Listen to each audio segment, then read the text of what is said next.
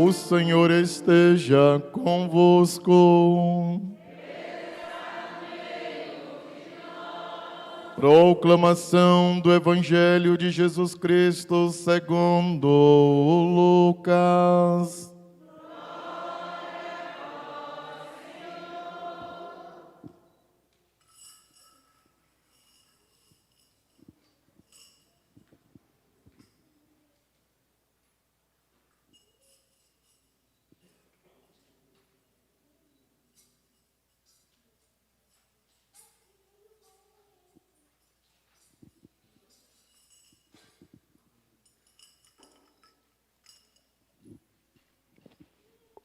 Um dia, Jesus estava ensinando. À sua volta estavam sentados fariseus e doutores da lei, vindo de todas as aldeias da Galileia, da Judeia e de Jerusalém. E a virtude do Senhor o levava a curar. Uns homens traziam um paralítico no leito e procuravam fazê-lo entrar para apresentá-lo. Mas não achando por onde introduzi-lo, devido à multidão, subiram ao telhado e por entre as telhas o desceram com o leito no meio da assembleia diante de Jesus. Vendo-lhes a fé, ele disse: Homem, teus pecados estão perdoados. Os escribas e fariseus começaram a murmurar: Quem é este que assim blasfema? Conhecendo-lhes os pensamentos, Jesus respondeu, dizendo: Por que murmurais os vossos corações? O que é mais fácil dizer: Teus pecados estão perdoados? Ou dizer: Levanta-te e anda? Pois para que saibais que o Filho do Homem tem na terra o poder de perdoar os pecados, disse ao paralítico: Eu te digo, levanta-te, pega o leito e vai para casa. Imediatamente diante deles, ele se levantou, tomou o leito e foi para casa, louvando a Deus. Todos ficaram fora de si, glorificavam a Deus e, cheios de temor, diziam: Hoje vimos coisas maravilhosas. Palavra da salvação.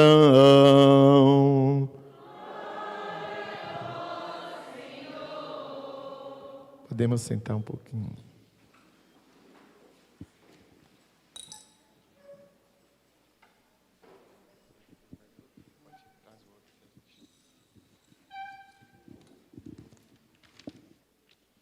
Primeiro eu quero nos colocar assim diante desse contexto que nós estamos vivendo. Nós estamos vivendo um grande retiro. E esse retiro tem que trazer algo de positivo para nós. Nós precisamos tirar dele um grande proveito. Este tempo que nós chamamos de advento, de alimentarmos a esperança, não perdermos a confiança, vivendo a expectativa de uma feliz renovação da vida de Deus em nós e no meio de nós. E eu creio que esse advento tem para nós um propósito de vida, de olharmos a nossa história, para podermos nos colocar dentro dela, e aí podermos ser sinais e instrumentos de Deus. Sabendo, meus amados irmãos, que estamos vivendo tempos difíceis, somos desafiados por uma enxurrada de situações, as quais nos são impostas a nós, e que nós muitas vezes temos que obrigar a aceitar ou sermos condenados a morrer. Se nós olharmos a nossa realidade de país, é claro, essa realidade hoje está configurada a todo o planeta, mas parece que no nosso a coisa tomou uma proporção que às vezes nos falta a ter confiança e esperança de quando nós vamos vencer, de quando nós vamos sair. Mas eu creio que nós temos, pela fé, algo que nos dá essa sensação de que mesmo atravessando momentos difíceis, de grandes desafios, nós não estamos sozinhos e que a realidade pode e deve mudar. O profeta Isaías aí, ele anuncia uma série de coisas novas. Os coxos vão andar, os paralíticos, os surdos vão ouvir, os cegos vão ver. O profeta Isaías pede para que nós não tenhamos medo, porque o dia, uma palavrinha muito forte, o dia da vingança vai chegar. O profeta vê Deus como um vingador. O dia da vingança vai chegar. E é Deus quem vai fazer voltar tudo o que é de direito para o povo voltar a viver a vida com alegria, sem jamais perder a sua dignidade de povo de Deus. Por isso eu creio que hoje celebrar esta liturgia, dentro desse contexto do advento, nós temos em quem nos apegar, para nós podermos caminhar tranquilos, protegidos, porque sabemos onde nós queremos chegar. Nós queremos chegar não somente para rememorizar um fato histórico que aconteceu lá no passado, mas nós queremos trazer esse fato histórico, fazer a memória dele e nos colocarmos dentro dele, inseridos dentro da história e renascermos de novo, para Deus, para fazer a vontade de Deus. É o que nos diz hoje a liturgia de hoje, nas palavras do profeta: alegra-se terra deserta e intransitável. Parece que ninguém anda por essa terra intransitável, Exulte de alegria, Você que está na solidão, floresça como um lírio, porque os louvores da glória de Deus não tardam a chegar. O profeta Baruque ontem, como no evangelho de ontem, dizia que todo vale será aterrado, toda montanha e colina seriam rebaixadas, os caminhos tortuosos ficariam retos, porque a salvação não tarda a chegar. Foi a liturgia de ontem. Então toda a liturgia desse tempo do advento vem nos dando esta confiança, justamente para não termos medo, como nos diz a própria palavra de Deus, e termos garantida a esperança de que Deus não tardará e que de novo Ele nos voltará a ver o que nós precisamos de fato ser. Eis que vem o nosso Deus, Ele vem para nos salvar. Diante de uma realidade que quem nos apega agora, se aqueles que têm a obrigação de cuidar de nós, pouco têm dado importância para nós. Só nos resta Deus. É ou não é? Mas o fato de só restar Deus não significa que nós não devemos também tomar a iniciativa de sermos sinais e instrumentos para que Deus possa chegar e atuar a partir de nós. Esta deve ser a nossa compreensão. Pois bem, nesta quarta noite, saindo um pouco da temática dos textos bíblicos, Nesta quarta noite, somos chamados a refletir sobre o lugar dos mandamentos na nossa vida. Se nós perguntarmos aqui, nós conhecemos os mandamentos na lei de Deus? Então, nesta quarta noite, nós somos chamados a refletir sobre o lugar dos mandamentos na nossa vida. Os mandamentos como resumo da lei. Não como imposição, mas como regulamentação para o povo do passado e também continua sendo para nós hoje. Depois, meus amados irmãos, no passado como hoje, os mandamentos têm uma importância, uma finalidade muito grande. Eu quero dizer para vocês, também para mim, que os mandamentos não caducaram com o tempo. A impressão que nós temos é que os mandamentos não servem mais, já caducaram, né? Portanto, os mandamentos precisam ser conhecidos para serem vividos. Nós não podemos viver o que nós não conhecemos. E de modo que é preciso saber que eles surgiram para corrigir uma situação muito presente e dominante numa época, sobre a questão da autoridade, de quem devemos ou a quem nós devemos obedecer. Naquela época, a autoridade era sempre na pessoa do rei, do faraó. O povo era formado em clãs, e cada clã tinha um ancião. E naquela maneira de organizar a sociedade, quem falava em nome dela era sempre o faraó, era sempre o rei, era sempre o ancião. Só um parênteses aqui, quem veio na missa ontem, quem viu aquelas figuras que apareceram no início do Evangelho, Pôncio Pilatos, Anás, Caifás, Herodes, aquelas figuras que apareceram no início do Evangelho. Eu perguntava ao povo ontem, por que Deus não falou através desses homens, se eles eram autoridades? Por que Deus não falou? Deus foi falar através de um homem que estava lá no deserto. E a palavra de Deus dizia ontem, foi justamente nesse momento que a palavra de Deus foi dirigida a João Batista lá no deserto.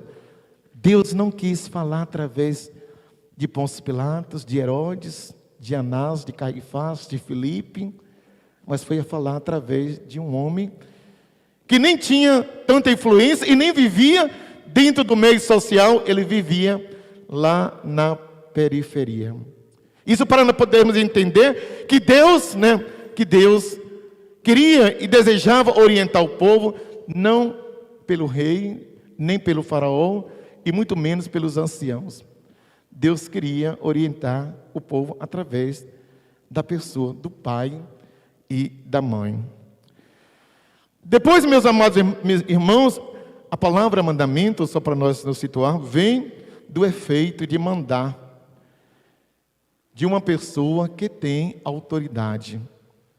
E nesse caso aqui, a autoridade é Deus. É Deus que tem o direito de dizer o que o povo deve fazer, e não o rei, e não o faraó, e não os anciãos. Porque poderia muito bem ser visto os anciãos, que eram aqueles que estavam à frente, das clãs, mas Deus não quis falar através dos anciãos. Deus quis falar ao povo através do pai e da mãe. A responsabilidade desta noite vem, nos propor uma reflexão que nos cabe debruçar em cima do quarto mandamento: honrar pai e mãe. O mandamento era para o povo de Israel, ou seja, para o povo de Deus, um ensinamento de quem eles deveriam de fato obedecer. E assim nós, como a continuidade desse povo, pela herança da fé em Jesus Cristo, também cabe a nós seguir ou cumprir o mandamento do Senhor. Portanto, como a Maria, filha obediente e amorosa, devemos acolher com amor o que Deus nos manda, sendo também obedientes ao que o Senhor nos pede por meio dos seus ensinamentos. A pergunta que podemos nos fazer é de como praticar esse mandamento, honrar pai e mãe, quando somos tentados a ter outras referências de quem devemos obedecer, de quem devemos honrar. Em Lucas, no capítulo 5, no versículo 51, diz que Jesus foi obediente aos seus pais durante 30 anos, viveu e participou da vida de família na comunidade de Nazaré. A vida pública de Jesus só foram 3 anos. Durante 30 anos, diz a palavra de Deus, que Jesus viveu no convívio do lar junto com Maria e José. Portanto, meus amados irmãos, esse Jesus só teve 3 anos de vida pública. Ele teve uma grande influência porque era o enviado de Deus, o seu Filho amado. Se nós formos olhar os evangelhos, por exemplo, ele criticou muito os fariseus e os escribas, que esvaziavam a autoridade dos pais em favor da autoridade do templo. Os fariseus e os escribas obrigavam o povo a obedecer às autoridades do templo e tirava todo o peso que tinha a educação dos pais. Portanto, se quisermos ser felizes e prolongarmos os nossos dias nesta vida, é necessário honrar nossos pais. Eles são fontes de experiências e sabedorias vividas que devem ficar como herança para nós. Nós vamos ler agora, depois do Natal, na festa da Sagrada Família, nós vamos ver lá no texto da primeira leitura que diz que o filho que honra o pai tem os seus dias prolongados nesta vida. Vai falar lá do dever dos pais e também vai falar do dever dos filhos, né? Como cristãos, o nosso papel é seguir o que está respaldado no ensinamento do Senhor, honrando pai e mãe como princípios da nossa formação humana e cristã. Não podemos inverter, né? Não podemos negar o que é preciso para praticar a vontade de Deus. A vontade de Deus é que nós tenhamos como referência na nossa formação, na nossa educação, a figura do pai e da mãe. A obediência nossa em relação aos nossos pais não significa imposição, mas abertura ao diálogo, caminho da amorosidade aos responsáveis pela nossa formação. Como Maria, aprendemos a ser obedientes e amorosos aos nossos pais. Uma reflexão sobre os mandamentos nos apontam para o início das nossas referências. Como no passado eram os patriarcas, hoje os nossos pais. Assim, permitimos enxergar e nos moldar neles. Sempre a referência do Antigo Testamento era a figura dos patriarcas. Abraão, Isaque e Jacó, os nossos primeiros pais. Então, nós precisamos nos moldar na figura dos nossos pais. Deus falava ao povo através dos patriarcas. Hoje Deus fala a nós através dos nossos pais.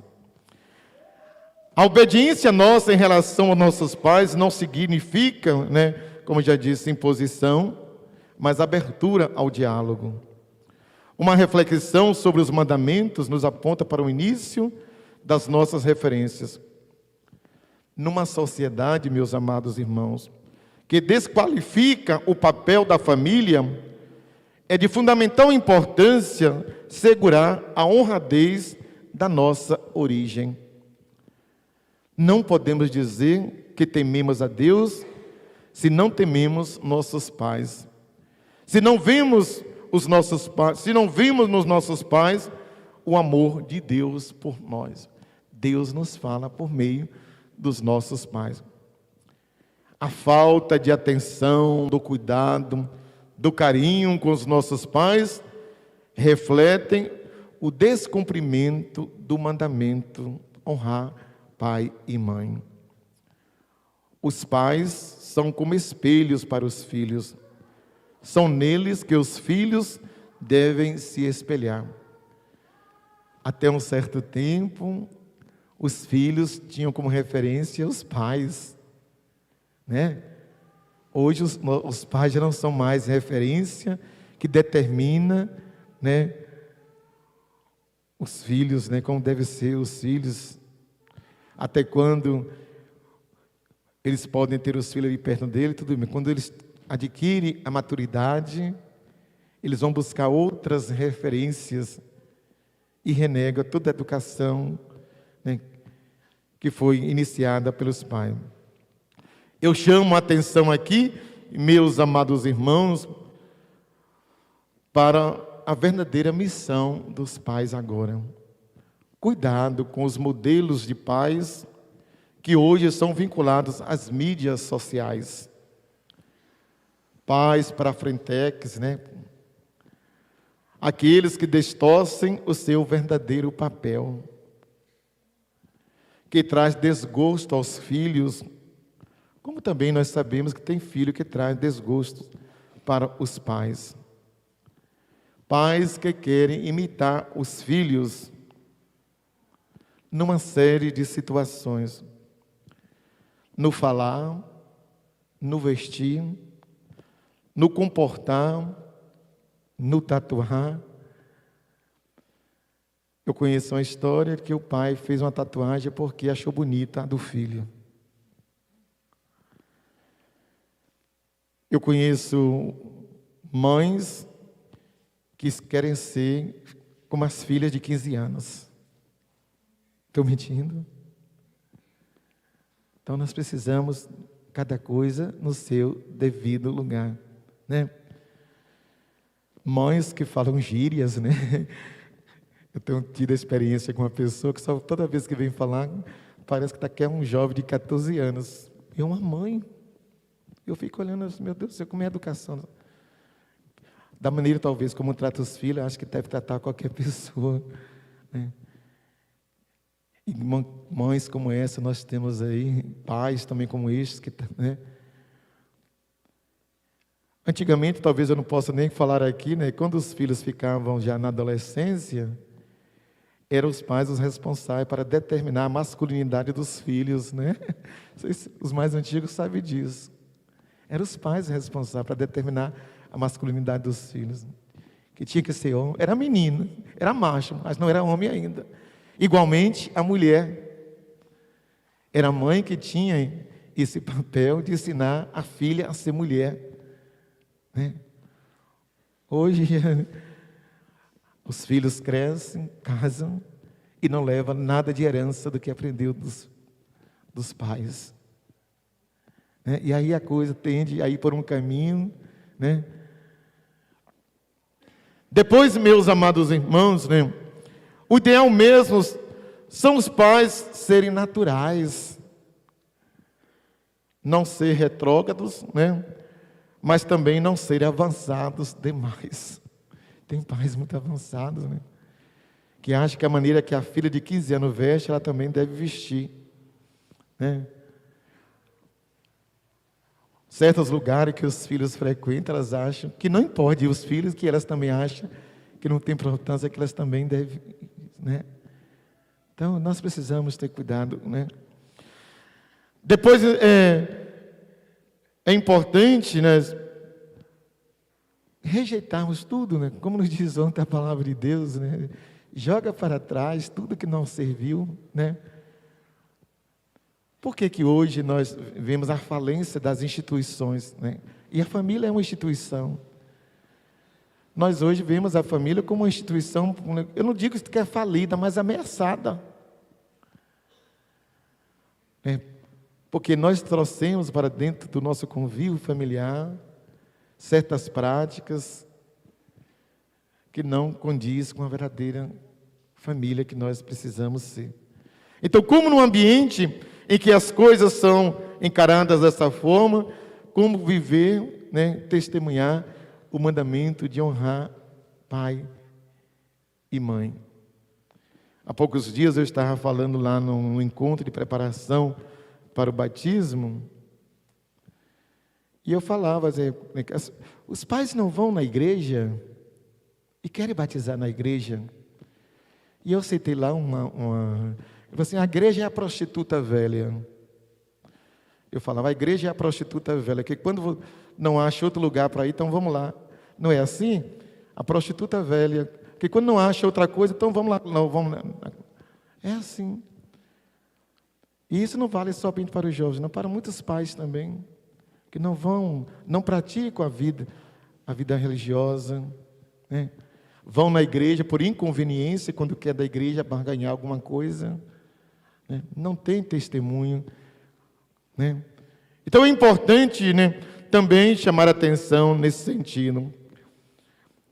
Os filhos precisam entender que os pais são importantes e que eles não só foram até quando eles adquirissem a maturidade, mas devem precisar deles por toda uma eternidade. Enquanto eles viverem, precisamos ter como referência sempre os nossos pais.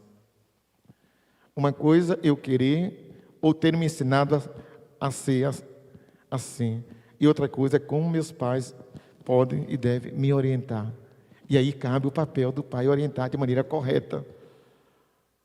E que às vezes falta, né, essa consciência, né?